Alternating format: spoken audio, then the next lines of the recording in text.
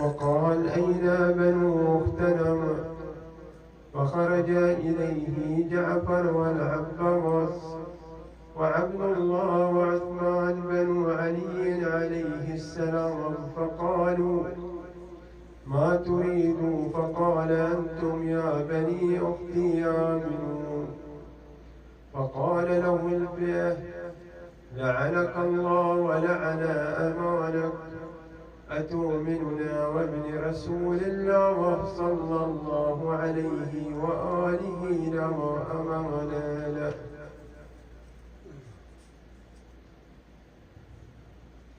قال الشيخ جعفر النقدي عليه الرحمة: وأما العباس بن علي عليه السلام وإخوته أولاد أم البنين ابنة حزام بن خالد الكلابي، ويلقب بالسقا لأنه استسقى الماء لأخيه الحسين عليه السلام يوم الطهر، وقتل دون أن يبلغه إياه. ولله ذر الشيخ محسن أبو الحب رحمه الله إذ يقول على لسان الحسين عليه السلام: أبوك كان جدي مثل كونك لي بنفسه نفس من أخواه فوديع.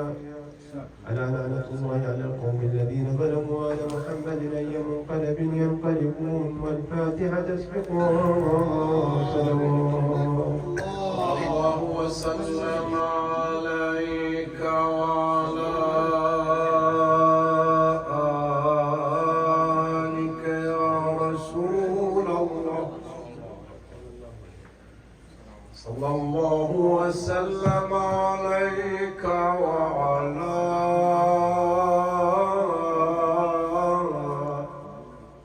أهل بيتك المعصومين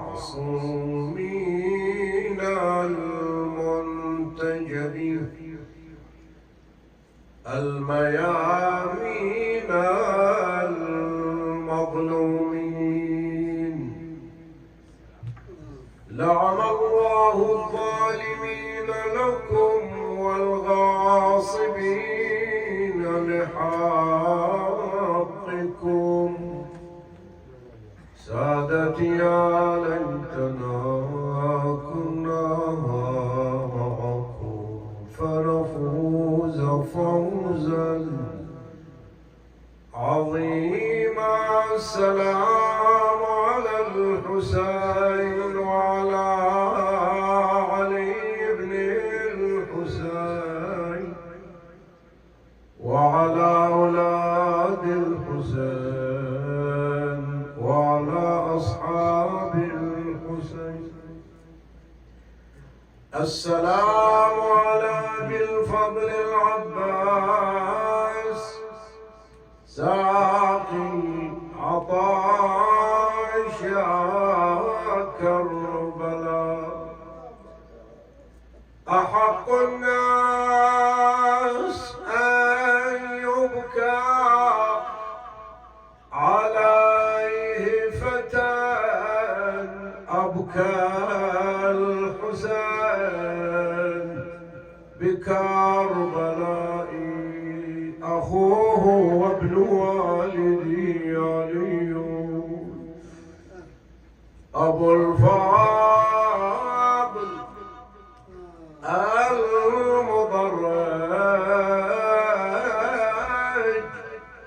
بالدماء. أبكى الحسين بكربلاء وأبكى أمه أم البنين في المدينة.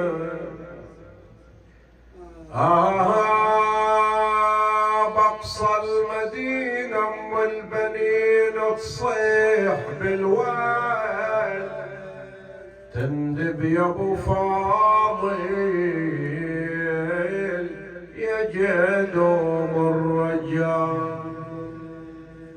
يقولون طبيت النهار وطلعت عطشان ورجعت قلبك بالظما يشتعل نيران،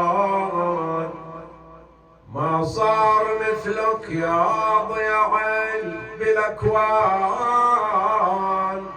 لاجلك لواصل بالبجة نهاري معا.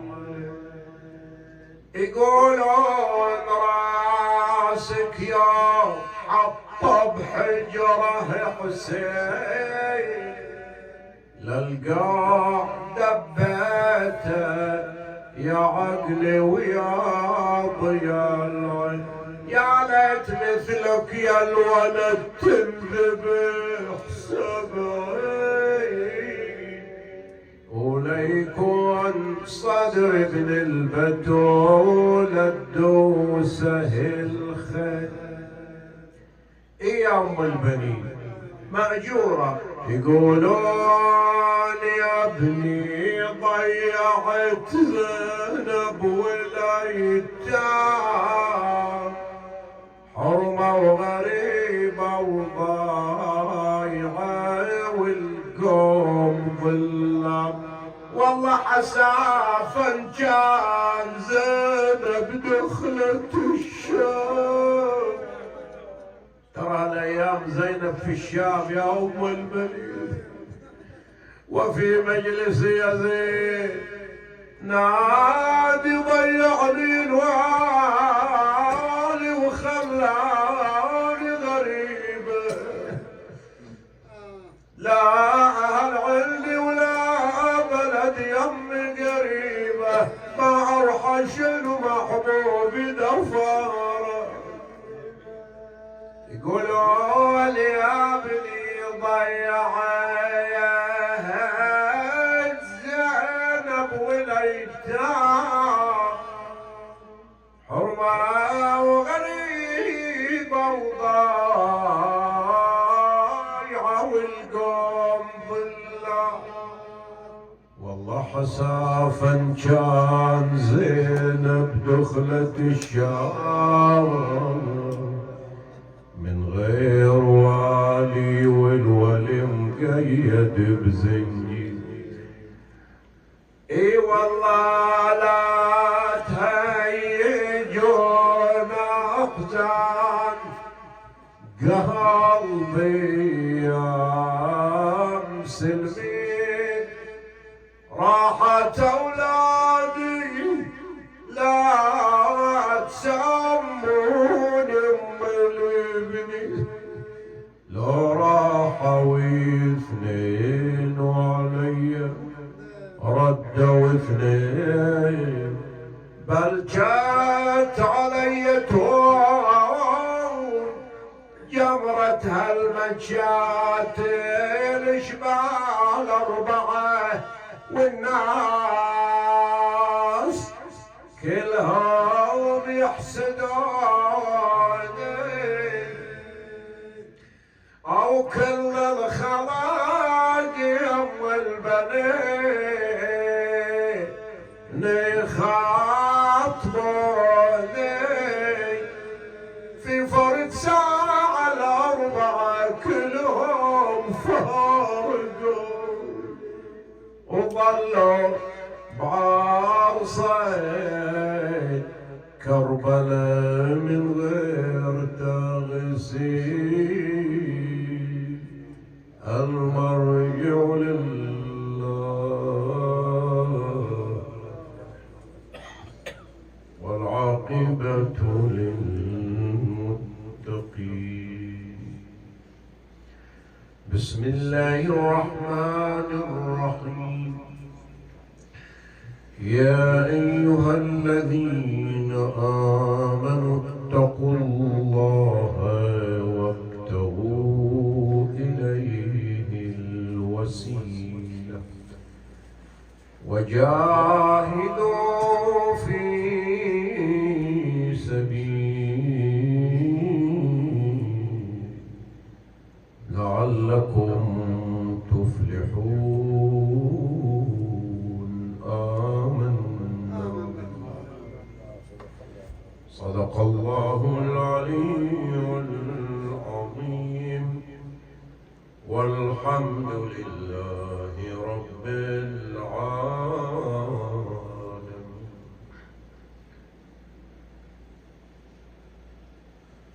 حينما نتأمل إلى الدعوة الإلهية حول الأمر الذي يدعونا فيه جل وعلا من أجل أن نرقى نحو الكمال، من أجل أن نرقى نحو الفضيلة، الله سبحانه وتعالى في خطاباته المولوية أو الإرشادية المصلحة للبشر حينما يقول يا أيها الذين آمنوا. مو صحيح؟ بعض الأحيان نجد الخطاب الإلهي الذي يدعونا إما واجب أو على قولتنا مندوب. نفهم الاثنين ندخل بعدين في الآية. شنو الواجب؟ يا أيها الذين آمنوا كتب عليكم الصيام، يعني فرض شنو؟ عليكم الصيام كما كتب أي كما فرض على الذين من قبلكم لعلكم تتقون. يا أيها الذين آمنوا أطيعوا الله وأطيعوا الرسول شنو؟ وأولي الأمر.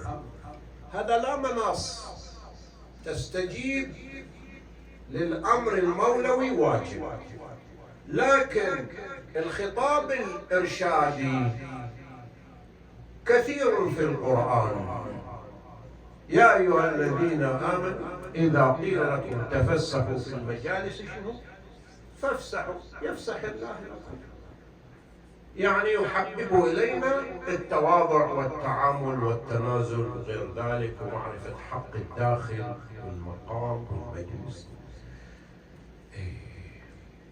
هنا أيضا الخطاب المندوب، مثل اللي قبل ليلتين يا أيها الذين آمنوا اتقوا الله وكونوا مع الصادقين، يعني يرشدنا إلى الأفضل.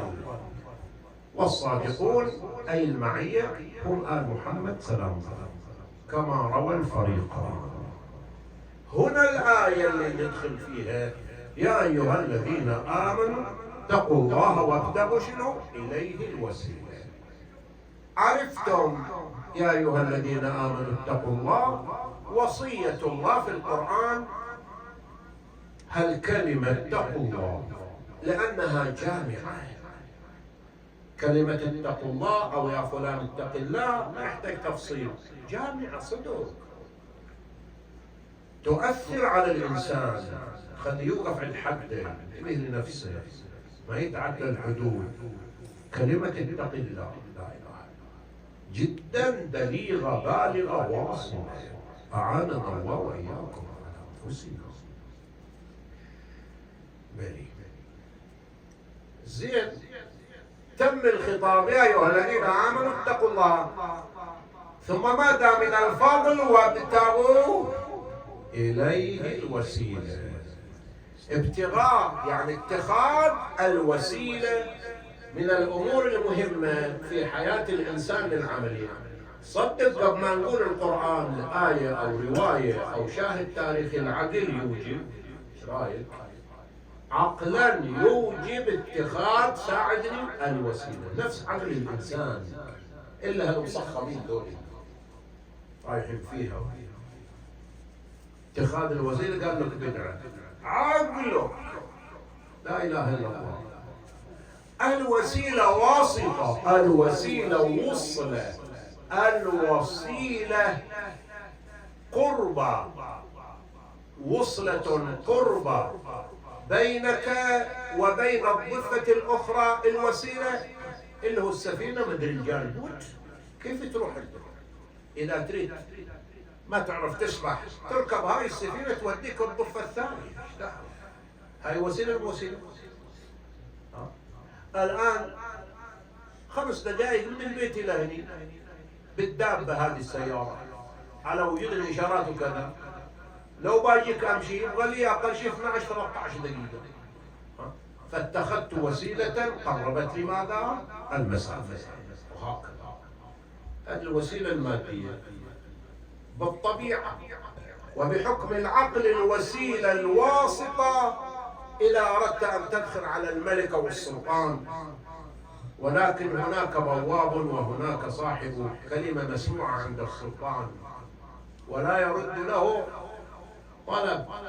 ألا تجعله وسيلة وواسطة لحاجتك عند هذا السلطان؟ يعني الأمر منجبر عقلا وذوقا وعرفا. وتبين حتى ما أطول في الموضوع هذا المتشعب وابتغوا إليه الوسيلة. ابتغاء الوسيلة يا جماعة ما نقدر نحددها بحالة دون أخرى. في مجريات ومقتضيات الحياة كل ما يقربك إلى الله اجعله واسطة ووسيلة إليك. إيه بتقول لي مراتب؟ على عيني وراسي مراتب. مراتب التوسل بإيمانك، باعتقادك، بصدقتك، بأعمالك، بصلاتك، بصيامك، بخدمتك للمؤمن، كلها داخلة في عرض وسيلة بينك وبين الله. لكن كبريات الوسائل والوسائط الجامعين لكل المفردات ساعدني محمد وآل محمد. اللهم صل وسلم على محمد وآل محمد. أكو كلام وايد زين. هذا الكلام من تفسير الميزان للعالم الفيلسوف في زمانه الذي له كتاب مستطاب مقدم مهم، يعني يعتبر من التفاسير ذات السعة الفلسفية المنطقية ذات الجهة الإيضاحية. كتاب تفسير الميزان للسيد محمد حسين الطباطبائي الفيلسوف العظيم هذا التقي، حصلت له عنايات وكرامات عجيبة. يقولون خال السيد علي القاضي صاحب المكاشفات شافه يعني وصل إلى درجة عالية. بعد ذكرت عن عمر يجيبها زين هذه. وصل هذا السيد إلى درجة عالية. قال الخال لي سيد محمد شوف أنت وصلت إلى درجة أرجو من الله أن تثبت فيها. إذا صليت ستأتيك حوريتان، تحضر إليك حوريتان فلا تلتفت إليهما، يعني في مقام القرب المعنوي والحالة الانكشافية تحصل للإنسان إذا وصل لمرتبة عالية أو اتبع ذكر أو حرز أو مشى على مسلك تحصل إلى ما هو احنا في عالم الإمكان. وبالفعل صلى هذا السيد وحضرته حوريته، مو كلام لا، قال له ثبت، وبالفعل ثبت. بعدين قال له نجحت، ولهذا أعطي على رأس 20 سنة ألف كتاب تفسير الميزان. طبعا لو نرجع إلى تفاسير الشيعة ككتاب مستطاب فيه البساطة وجامع لآراء الأول والآخرين، طبعا مجمع البيان طبرسي. لكن لأهل العلم والفضيلة وسعة البحث كتاب شنو؟ اللي هو تفسير الميزان.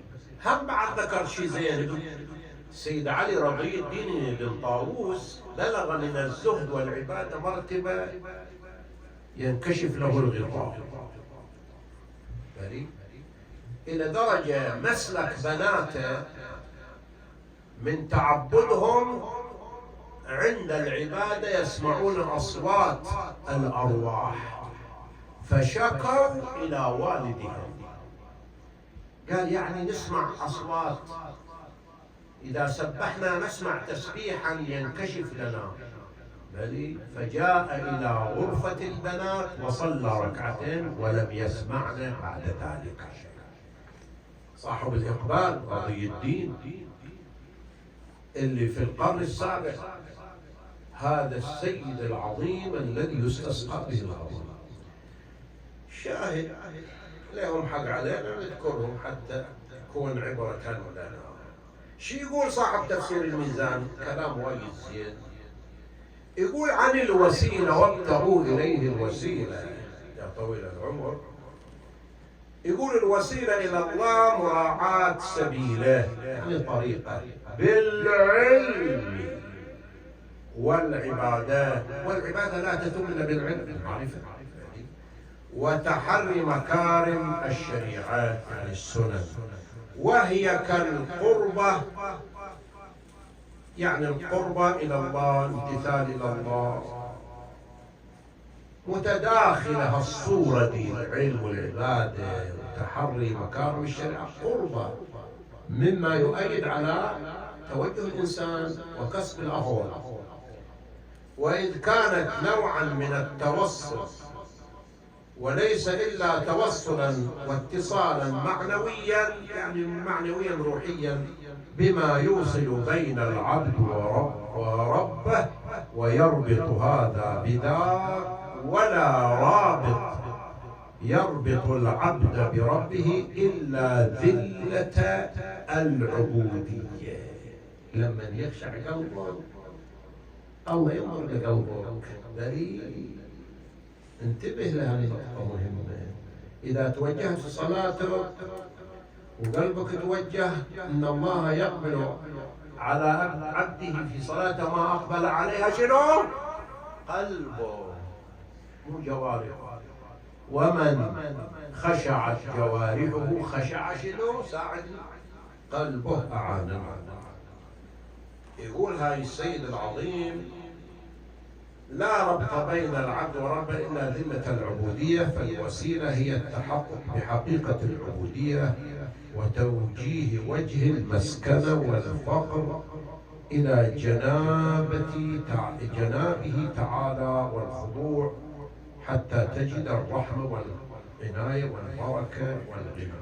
فهذه هي الوسيلة الرابطة. وأما العلم والعمل فإنما هما من لوازمها وأدواتها حتى تتمكن، كما هو ظاهر، إلا أن يطلق العلم والعمل على نفس هذه الحالة لا مانع. ومن هنا يظهر أن المراد بها الخضوع التام، أي العبودية والتذلل إلى الله، أي لما للوسيلة والواسطة من التأثير أن تجعل من هو أفضل وأعلى مرتبة ومقاما عند الله واسطتك عند الله، تجعل واسطة وسيلة. لهذا مرة طلعت المسجد، كان شاب في الناصرة اللي يقول لي أنا عندي حاجة وايد صعبة، وش أسوي؟ قلت له ادعو الله. قال أنا دعيت في شيء أعظم. قلت له اتوسل. شنو؟ اتوسل. لهذا المؤمن إذا أحركت به الظروف فليتوسل بجاه وحق ومقام أهل البيت. ومعلوم لديكم دعاء التوسل اللي كل ليلة أربعة أغلب الشيعة يقرؤوه. يقول علامة المجلسي: ما عسرت علي حاجة وتوسلت به إلى الله إلا وسهل الله علي حاجتي. الله لا يحرمني وإياكم. فإذا الوسيلة والواسطة إلى الله مهمة في مسلك حياة الإنسان.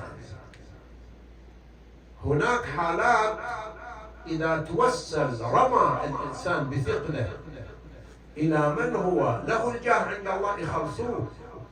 أهل البيت بين أيدينا ترى يا جماعة، لا تشعر بضعف ونقص. أوصيك ونفسي دائما توسل بأهل البيت، هم الواسطة العظمى الكبرى بيننا وبين الله. لا طريق جامع كامل عامر مثل طريق أهل البيت، مثل حب أهل البيت، مثل ولاية أهل البيت، مثل الانقطاع إلى الله بأهل البيت. وأهم شيء نكون إن شاء الله يا جماعة بنظرهم وعنايتهم ودعوتهم. وقضايا كثير حصلت تدل على نظر أهل البيت لشيعتهم في أمورهم، في حاجاتهم، فيما عسر عليهم، في التوسل بهم. وعندك من بين الأئمة باب الحوائج موسى بن جعفر. هذا التوسل عجيب قريب جدا من الأئمة. ومن النساء أم البنين، ومن أهل البراءة والطفل عبد الله الرضيع. كل واحد له شأنية في عالمه، ونقول هذا الطفل ده لا إله. الشيخ يوسف البحراني رحمة الله عليه صاحب الحدائق، هذا العالم العظيم اللي كتابه ما في طالب علم إلا يحتاج إليه. من ضمن كتبه اللي يحتاج إليها طالب العلم محل نظر كتاب الحدائق الشيخ يوسف البحراني. هذا اللي ألف حتى جاء كانت التوبة حاضرة للعلم، فيها علماء، ويجا وسكن فترة طويلة، وأبوه سكن فترة طويلة، وكان معين أبوه، عنده عيال كثير بس يعتمد على ولد شيخ، والباص بالشيخ أحمد البحراني أبوه كان معين، واعتمد على ولد الشيخ يوسف، وكان دائما في طاعة أبيه، والله وفقه وبلغ مرتبة عالية من الاجتهاد والفضيلة. كان يتوسل دائما إلى الله بالحسن وبعبد الله الرضيع. علماء يتوسلون إلى الله بعبد الله الرضيع فيسهل ما عسر. إذا من الأئمة موسى بن جعفر، ومن النساء أم البنين، ومن الأطفال عبد الله الرضيع الصريع الذي بدمه، ومن الرجال أبو الفضل العباس عظيم. العقل يقف أمام شخصية العباس ينذهل لتفانيه. العباس يعني نوع آخر جدا في مرتبة التفاني والعشق الإلهي والتضحية التامة. لهذا له شأنية ومقام، تكلمت الزيارات، تكلمت الروايات، وأثنت وبينت من هو هذا العباس. تالي المعصوم. إذا واحد كان من أهل البيت معصومين بالعصمة الكبرى، العباس مو بسيط.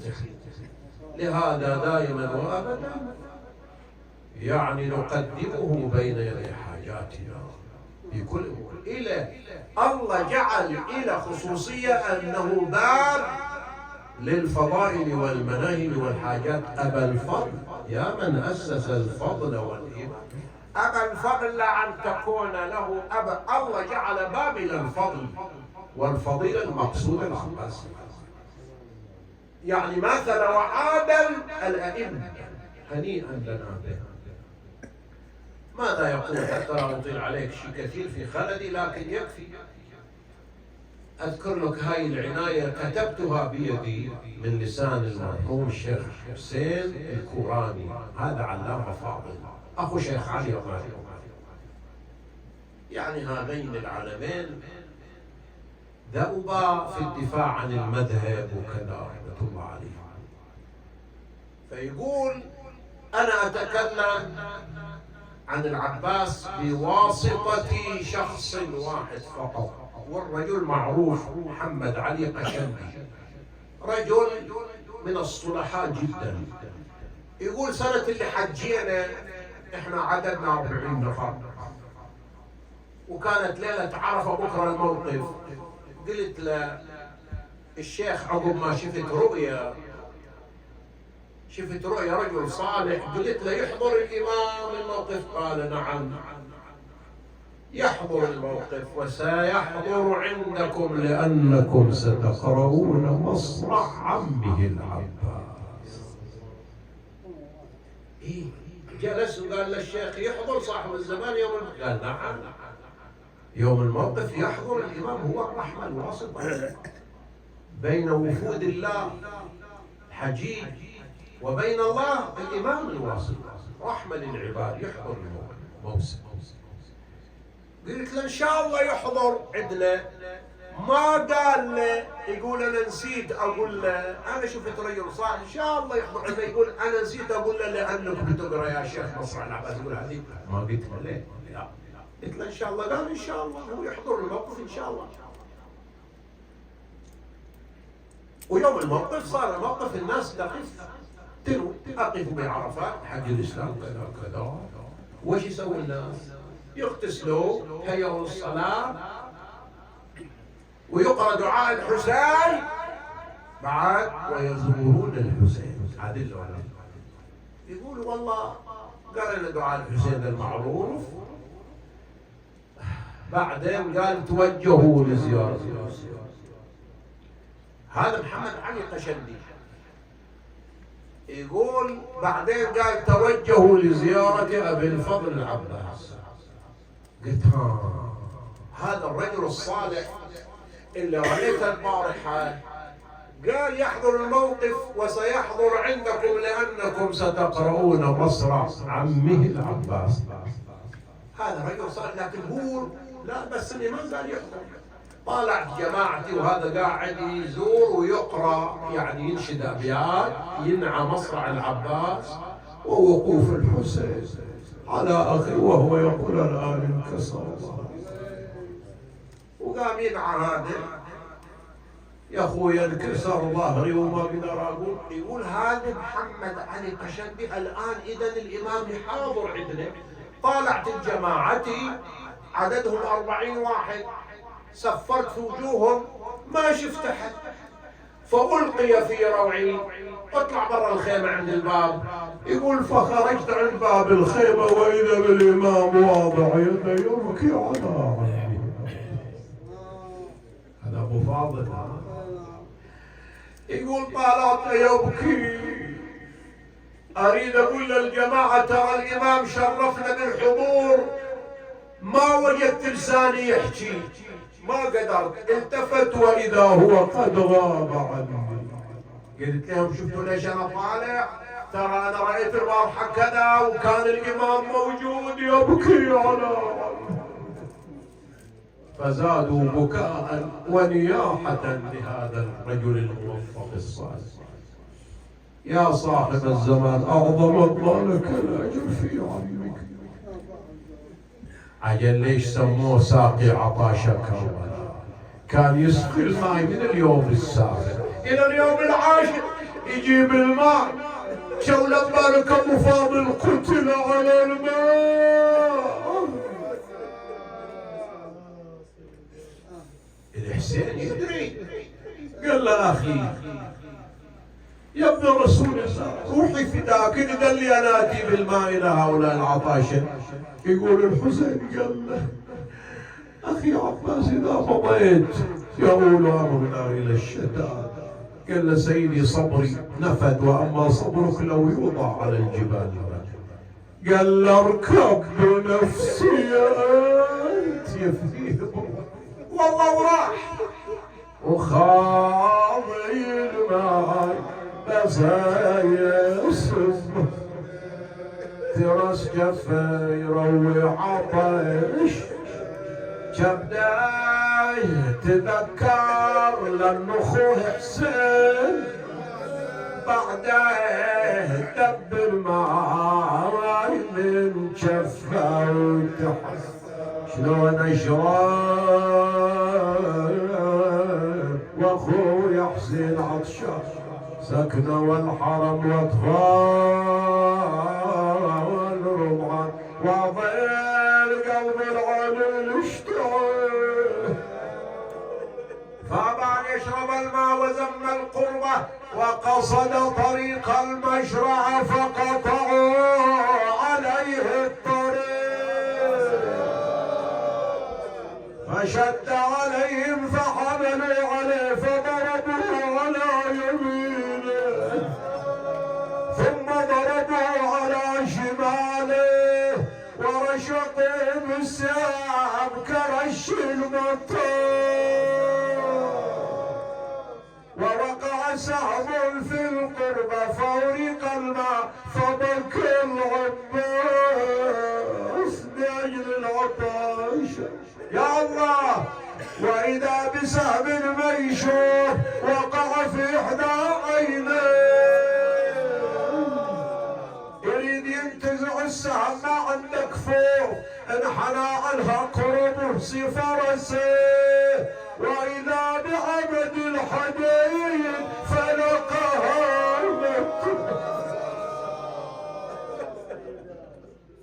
ساعد الله قلب الحسين حينما سمع النداء أخي حسين عليك بالسلام، يقول انقض عليه وانحنى باكيا أخي عباس كم شكتي العاب انكسر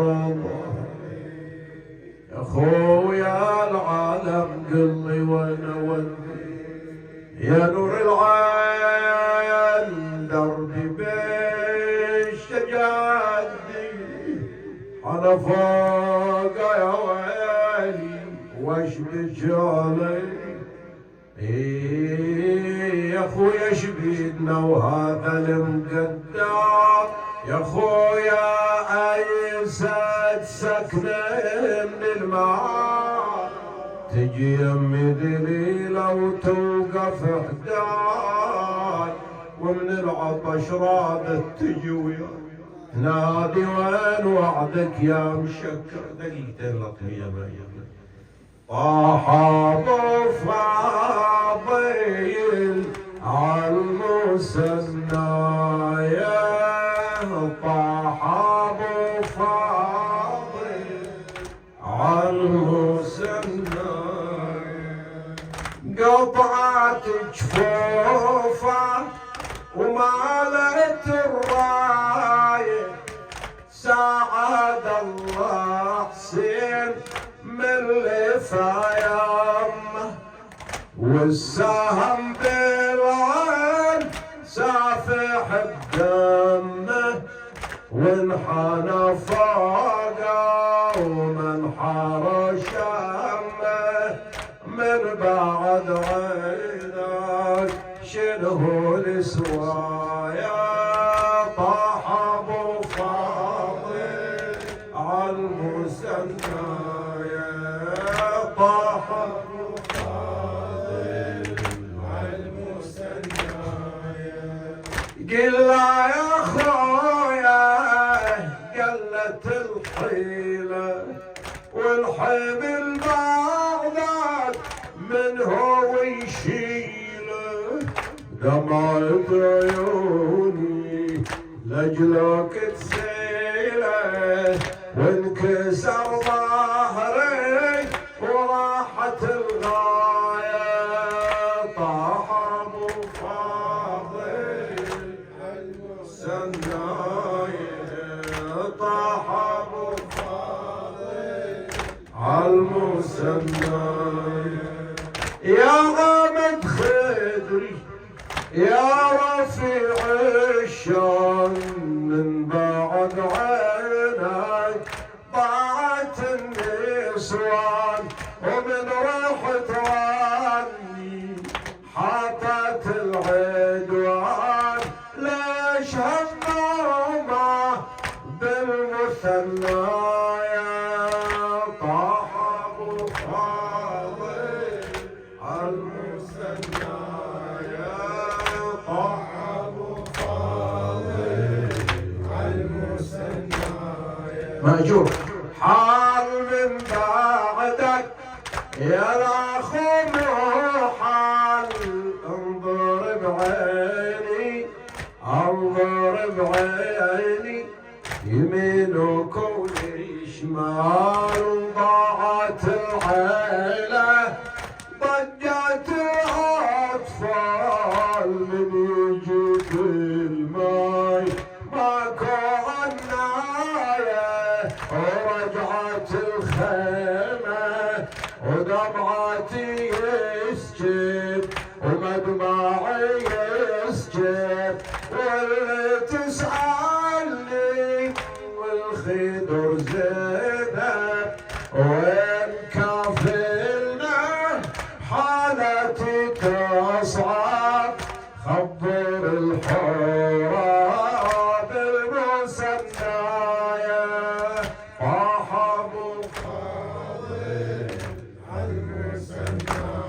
طه ابو فاضل لو تشوفينا مقطعة خوفه من فوق خراسه وعيني تشوفه خلى دمعاتي تجري مدروفه بنصب المكان مسوي عزايا طه ابو فاضل